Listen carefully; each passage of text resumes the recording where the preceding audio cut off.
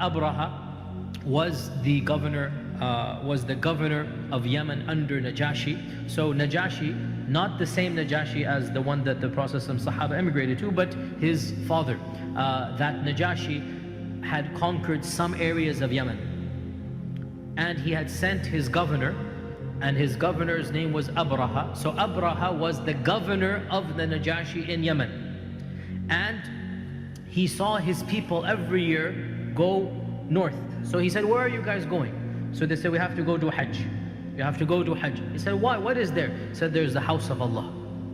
So he said, I will build you a house that is far better than any of your houses, and you will come for Hajj under here. So he built a massive cathedral, because they were Christians, the likes of which he thought would become the biggest temple of Christianity in the entire Arabian Peninsula. And he then said, all of you have to come over here rather than going up north to the Kaaba.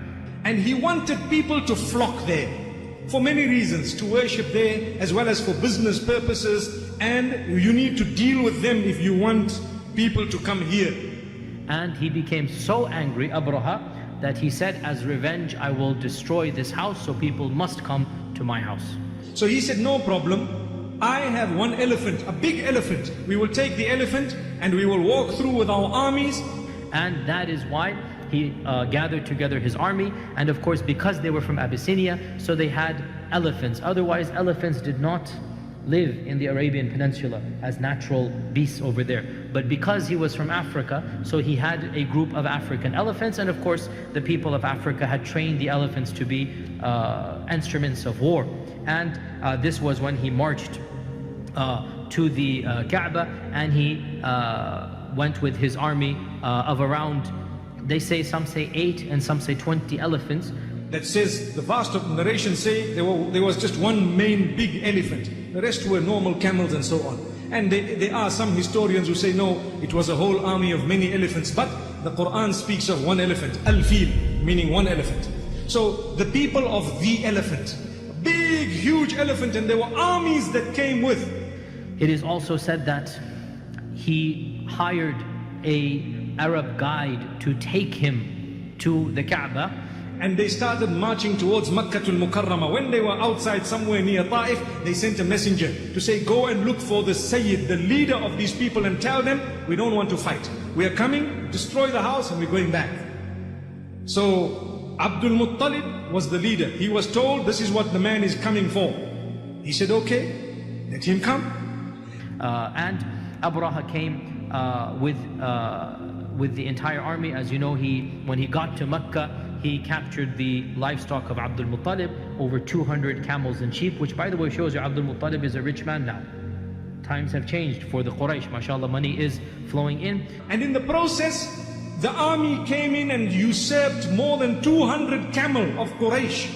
And Abdul Muttalib told one of these men, look, you can come and destroy the house, no problem, but our camels, we want them back. So the man took him to Abrahah. And Abdul Muttalib was one such person, very handsome, very strong, very tall. He looked like a leader. So much so it is said when he entered into the tent that Abrahah was in awe of this man, so tall and handsome. He actually stood up from his chair, that he said to he said to Abdul Muttalib, I have no problem with you. You just get out of the city and I'll destroy your house. And I have no problem with you guys. There's nothing personal. I just want to destroy your house of worship. It's nothing against you. And that's when Abdul Muttalib said, I didn't come to you to talk about the house. I didn't come to you to talk about the Kaaba. I came to you to talk about my camels. And this is when Abrahah lost all respect for Abdul Muttalib. And he said, I have come to destroy your holy house, and you're coming to talk to me about your camels. Abrahah thought Abdul Muttalib is going to argue about his house. And so he is honoring him.